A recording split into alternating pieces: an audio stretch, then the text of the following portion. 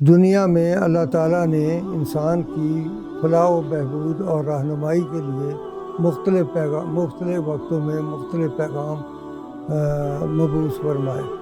اگر ٹیچر جو ہے وہ اپنا اچھا نمونہ پیش کرے گا تو اس کے اثرات جو ہے طالب علموں پر بھی پڑیں گے اور ساتھی جو ٹیچر ہیں ان کے اوپر بھی پڑیں گے، تو وہ یہ ملک بھی اچھا ہو سکتا ہے اور دنیا بھی بہتر ہو سکتی ہے۔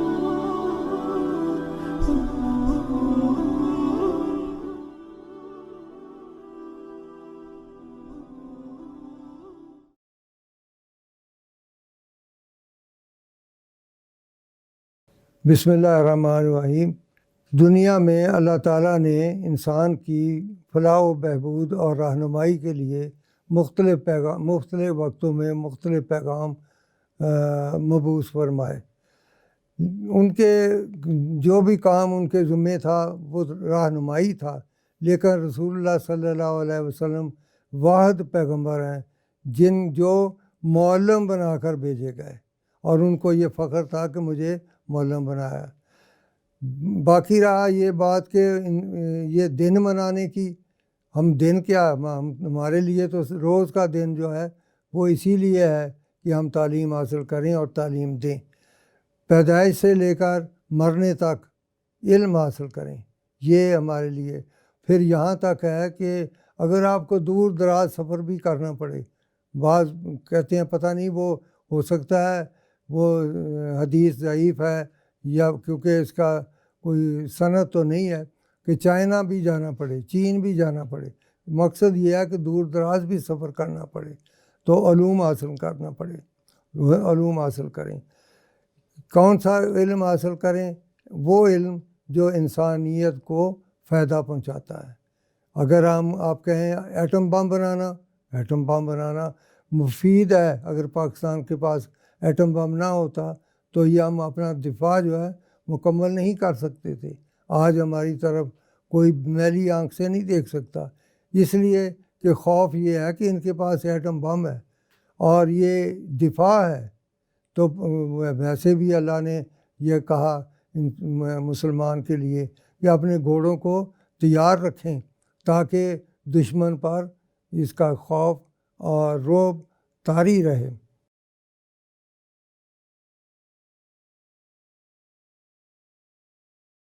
اگر ٹیچر جو ہے وہ اپنا اچھا نمونہ پیش کرے گا تو اس کے اثرات جو ہے طالب علموں پر بھی پڑیں گے اور ساتھی جو ٹیچر ہیں ان کے اوپر بھی پڑیں گے۔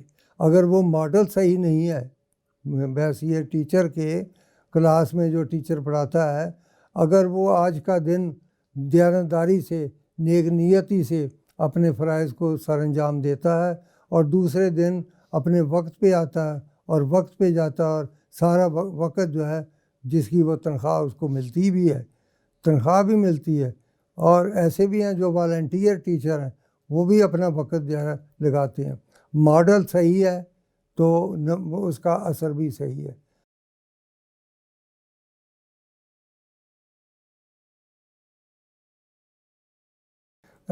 اساتذہ جو ہے ان میں تفریق ہے، فرق ہے، ہر جگہ ایک جیسے نہیں ہیں۔ مثلا پاکستان بننے سے پہلے جس مڈل اسکول میں میں پڑھتا تھا، یہ میرے گاؤں سے کوئی 1 میل کے فاصلے پر تھا، تو شام تک ہم بیٹھے ہوئے ہیں، سارے لڑکے نہیں، وہ پابندی نہیں تھی، جو بیٹھنا چاہے بیٹھتے تھے، اور کچھ ٹیچر جو ہیں وہ شام تک پڑھاتے بھی تھے۔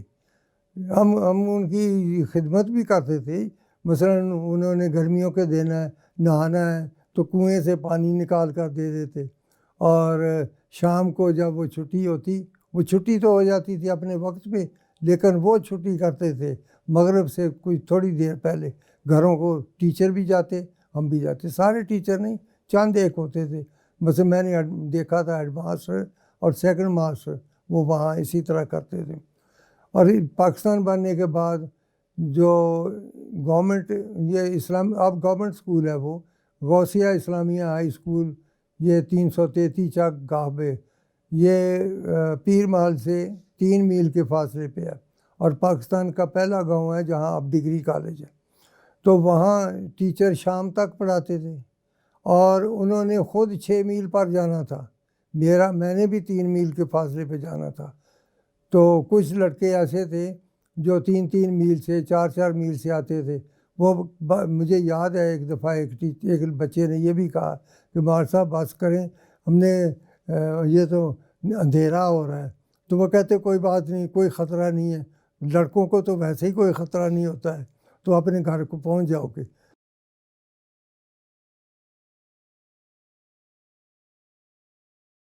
جب میں ٹیچر بنا گورنمنٹ ہائی اسکول پشین میں، پہلے میں ڈسٹرکٹ بورڈ میں بھی میں نے سروس کی ہے. تو مرید کے ساتھ ایک گاؤں ہے ٹپیالہ 2 سمت، آپ میں سے بہت سو نے دیکھا ہوگا. یہ کوئی مرید کے سے کوئی 4 میل کے فاصلے پہ ہوگا. تو 8ویں کا امتحان جب دینا تھا تو بچوں کو 8ویں کے بچوں کو کہا ہوا تھا اپنی چارپائیاں لے آئیں، گھر سے کھانا کھا کے آئیں گے، رات میرے پاس رہیں گے. رات کو بھی میں پڑھاتا تھا، شام کو مغرب کے بعد بھی کلاس ہوتی تھی. لیمپ وہ جلاتے تھے ہم، گیس، اس کو گیس کہتے تھے، گیس لیمپ ہوتا تھا تو روشنی کافی ہوتی تھی. اس کے بعد گورنمنٹ سروس میں آیا تو گورنمنٹ ہائی اسکول پشیر میں ٹیچر بنا. تو وہاں وہ زمانہ اس طرح کا تھا کہ سائنس ٹیچر نہیں ملتے تھے. سوری، میں نے چونکہ FSC بھی کی ہوئی تھی تو میں نے سائنس پڑھانی شروع کر دی. اور چھٹی کے بعد کم از کم 1 گھنٹہ تو لازمی ہوتا تھا میرا کہ وہ سائنس کے اسٹوڈنٹ، 9th کے 10th کے اسٹوڈنٹ، زیادہ 10th کے ہوتے تھے، ان کو شام تک میں اپنے پاس، بعض کا 1 گھنٹہ، بعض کا 2 گھنٹے، 3 گھنٹے، ان کو نہ صرف لیبارٹری میں کام بھی کرتے اور پڑھاتا بھی تھا.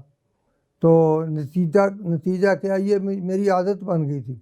سینٹرل ماڈل اسکول کوئٹہ میں بھی میں نے پڑھایا. وہاں کے جب میں وہاں گیا تو 10th کلاس کے بچوں کو میں نے کمزور دیکھا تو شام تک میں نے پڑھانا شروع کر دیا.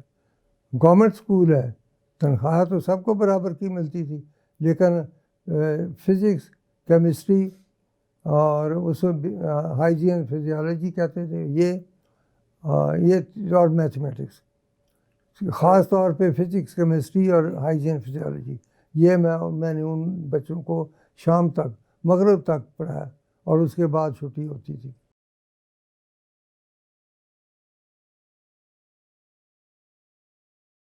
ہم نے تو اپنے استادوں سے سیکھا. ہمارے استاد بھی اسی طرح کے تھے کہ جو وقت کی پابندی بھی کر رہے ہیں. میں ایک بات بتاتا ہوں، وہ آپ کو دلچسپ لگے گی. میرے استاد تھے سرخرو خان پنڈی گیب میں. تو ہم اس کو کہتے تھے کہ ان کو کبھی تاپ بھی نہیں چڑھا، یہ کبھی چھٹی بھی نہیں لیتے، اور وقت پر ایگزیکٹ ٹائم پر جو ہی گھنٹی بجتی وہ دروازے پر موجود ہوتے تھے، کلاس لیتے تھے، کبھی چھٹی نہیں لیتے تھے. حتیٰ کہ ریٹائرمنٹ کے بعد ان کے شاگرد بڑے بڑے عہدوں پہ پہنچے. میں جب DPI تھا تو اس ٹیچر کو سلام کرنے کے لیے پنڈی گیب میں ضرور گیا تھا. تو آج کی بات جو ہے نا، آج کی بات یہ ہے کہ زیادہ تر جو ہے نا اب ہوس ہے، دولت کی ہوس ہے. وہ لوگ جو تھے وہ قناعت پسند تھے، لالچ نہیں تھا. ٹیوشنیں نہیں ہیں،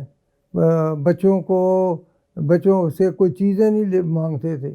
اور آج کا زمانہ یہ ہے کہ وہ ٹیچر یہ چاہتا ہے کہ جس طرح دوسرے جن کا معیار زندگی بلند ہے ان کو دیکھتے تو وہ بھی چاہتے ہیں کہ ان کی بھی آمدنی بڑھے.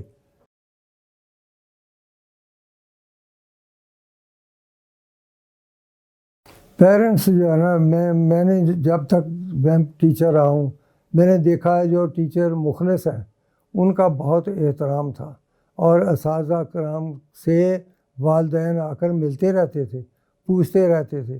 لیکن اب چونکہ وہ جو میں نے کہا نا ہوس کی بات، ٹیچروں میں اگر ہے تو والدین میں بھی ہے. والدین بھی اب پرواہ نہیں کرتے ہیں، شاید ہی کوئی ہو جو اپنے بچوں کے لیے وقت دیتا ہو، ورنہ وقت دینے والے بھی اب بہت کم ہیں. میں ابھی ٹیچر کی بات پہلے کر رہا تھا، کیوں بدلا؟ ایک تو یہ سیاسی دور کی وجہ سے مجھے یاد ہے کہ ایک وقت ایسا آیا کہ بے شمار پوسٹیں خالی تھی ٹیچرز کی گورنمنٹ اسکولوں میں. اور مجھے پتہ چلا جب میں ڈی پی آئی بنا 1 ارب سے زیادہ پیسہ بچا ہوا تھا. بھائی 89 کی بات ہے جب میں ڈی پی آئی کی پوسٹ پہ آیا. جب میں نے دیکھا کہ اتنا پیسہ پڑا ہے تو کیوں نہ اس سے کچھ فائدہ اٹھائے.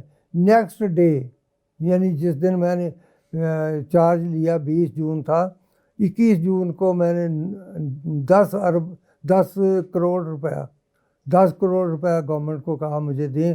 پرائمری اسکولوں میں وہ ڈیسک اور بینچ دینے ہیں پرائمری اسکولوں کے بچوں کو، اور ہائی اسکول کے مڈل اسکولوں کے لیے. دفاتر میں فرنیچر اچھا نہیں ہے وہ دینا ہے، سامان خریدنا ہے. تو اس کے لیے 10 کروڑ روپیہ میں نے مانگا. اس میں سے مانگا جو پیسہ آلریڈی بچا ہوا تھا. کیوں بچا تھا؟ اس لیے کہ ٹیچر بھرتی نہیں کیے اور 1 ارب سے زیادہ پیسہ جو ہے وہ بچت ہے. تو اس میں سے 10 کروڑ روپے مانگا. مجھے تقریباً 9 کروڑ روپے گورنمنٹ نے دے دیا. اب یہ تھا کہ 10 دن کے اندر 5-6 دن کے اندر 24 تاریخ کو مجھے پیسہ ملا کہ 6 دن باقی ہیں، 6 دن میں خرچ کیسے کرو گے؟ تو گورنمنٹ کا ایک ادارہ ہے government wood working centre Gujarat, ان کو ہم پیشگی پیسہ دے سکتے ہیں. وہ سال کے دوران پھر وہ سپلائی کرتے رہتے ہیں.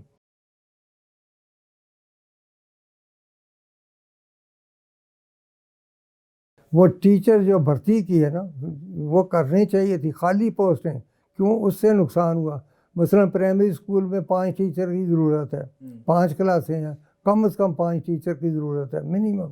اس سے بھی زیادہ 6 بھی ہو سکتے ہیں، 7 بھی ہو سکتی ہیں.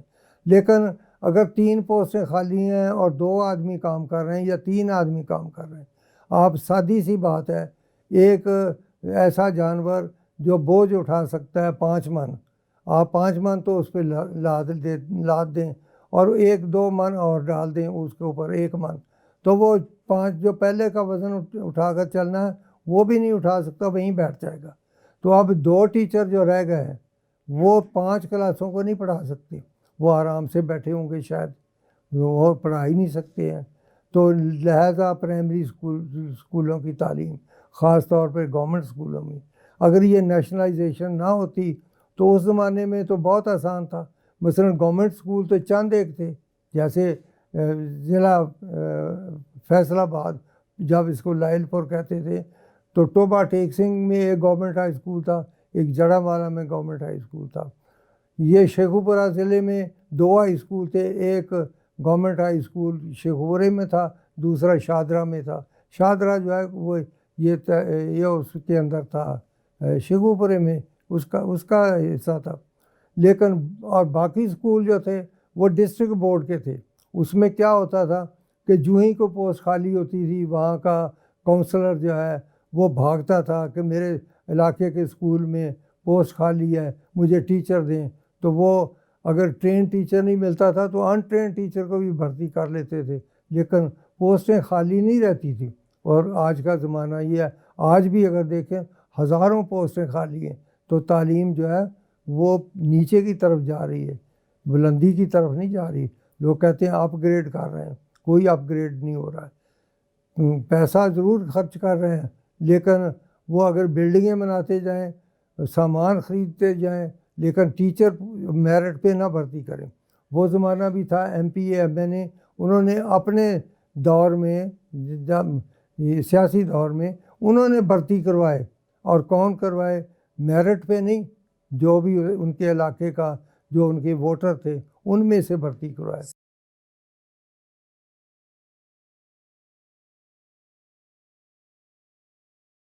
نہیں، میں تو چاہتا ہوں کہ معیار تعلیم جو ہے نا وہ تب بلند ہوگا کہ پرائمری تک پاکستان کے تعلیمی ادارے جو ہیں ایک جیسی تعلیم ہو، ایک جیسا معیار ہو، تب یہ آگے بڑھے گا.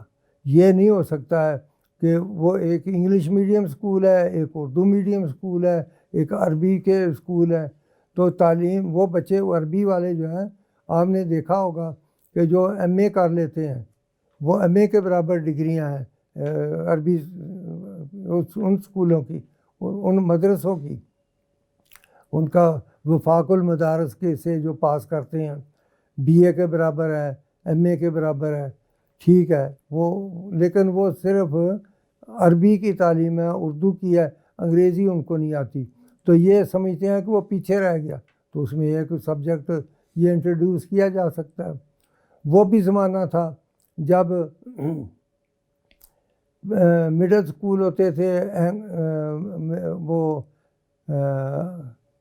ان کو کہتے تھے، نہیں ان مڈل اسکول میں جو پاس کرتا تھا وہ ورنیکولر مڈل، انگریزی کا امتحان دوبارہ دیتا ہے تو اینگلو ورنیکولر۔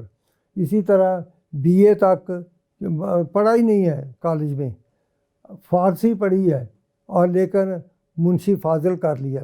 اب کیا کرنا ہے کہ صرف انگریزی کی ضرورت ہے، منشی فاضل تو پہلے بی اے کے برابر ہو گیا، اب اس نے صرف انگریزی کا امتحان دیا اور بی اے پاس ہو گیا، تو مذاق کے طور پہ لوگ کہا کرتے تھے کہ یہ بٹھنڈا پاس ہے، مطلب ہے بعد میں اس نے انگریزی کا امتحان دیا۔ تو یہ جو مدرسوں سے، مدارس سے جنہوں نے ایم اے کے برابر وہ تعلیم حاصل کر لی، ایک انگریزی کا پیپر ان کا ہونا چاہیے تاکہ وہ دوسروں کے برابر ہو جائے اور پھر کمپیٹ کریں دوسروں کے ساتھ۔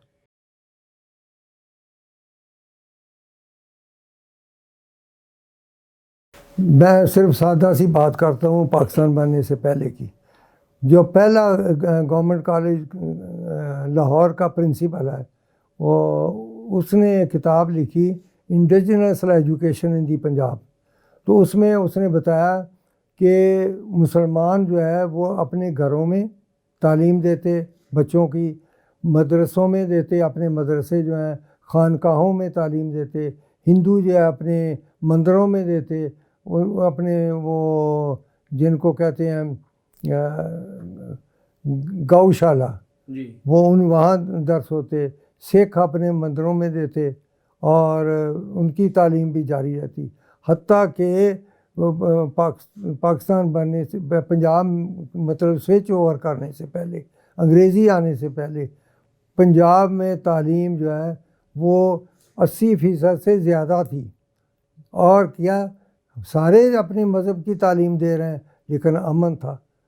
پنجاب میں تو کہیں گڑبڑ نہیں تھی، فساد نہیں تھا، یہ کہیں کہ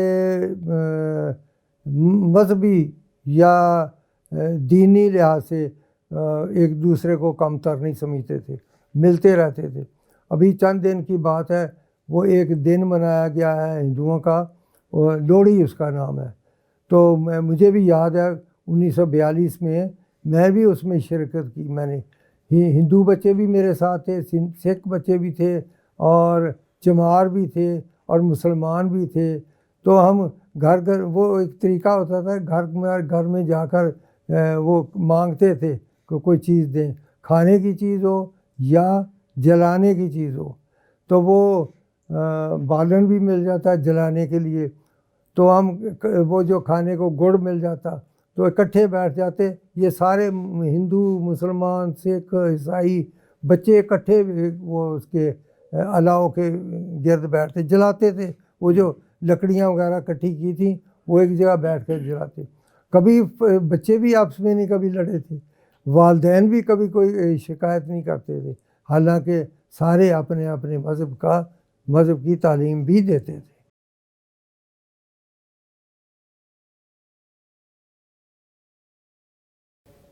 ایک وجہ تو میں نے پہلے بھی ذکر کی ہے کہ ٹیچر ہی نہیں ہے، جہاں ٹیچر نہیں ہے وہاں پڑھانے والا نہیں ہے، نمبر 1۔ نمبر 2 ماحول کی بات ہے کہ پرائمری اسکولوں میں ماحول کیسا ہے، جہاں ماحول اچھا ہے، جن اسکولوں میں ماحول اچھا ہے، گورنمنٹ کا اسکول ہو یا پرائیویٹ اسکول ہو، جس اسکول میں ماحول اچھا ہے، اساتذہ اچھے ہیں، وہاں ڈراپ آؤٹ ریٹ جو ہے بہت ہی کم ہے۔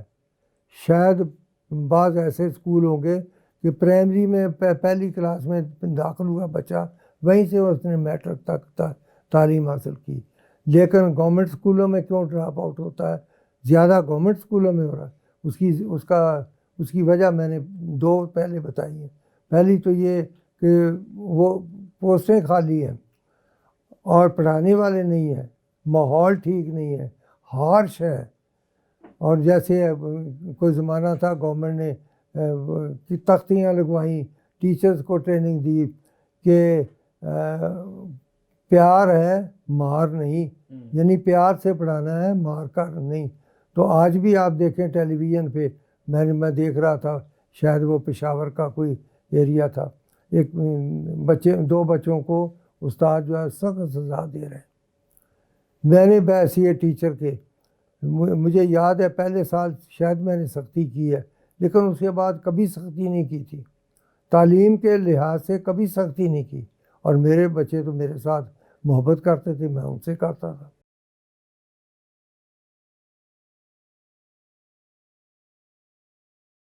بچوں کو پیار سے پڑھانا مشکل ہے، ڈانٹنا پڑتا ہے، مارتے بھی ہیں۔ تو اس کی مثال میں نے دی تھی، وہ فرماتے ہیں کہ میں نے 10 سال رسول اللہ صلی اللہ علیہ وسلم کی خدمت کی، مجھے ایک دفعہ بھی نہیں جھڑکا۔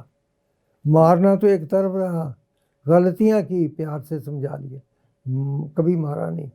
اور رسول اللہ صلی اللہ علیہ وسلم کو اللہ نے بھی کہا کہ اگر تم سخت روح ہوتے، سخت گفتگو کرنے والے ہوتے تو یہ سارے لوگ چلے جاتے تمہارے ساتھ سے۔ محبت سے، پیار سے، یہ معلم کے لیے ہے کہ وہ محبت اور پیار سے پڑھائے اور تعلیم دے۔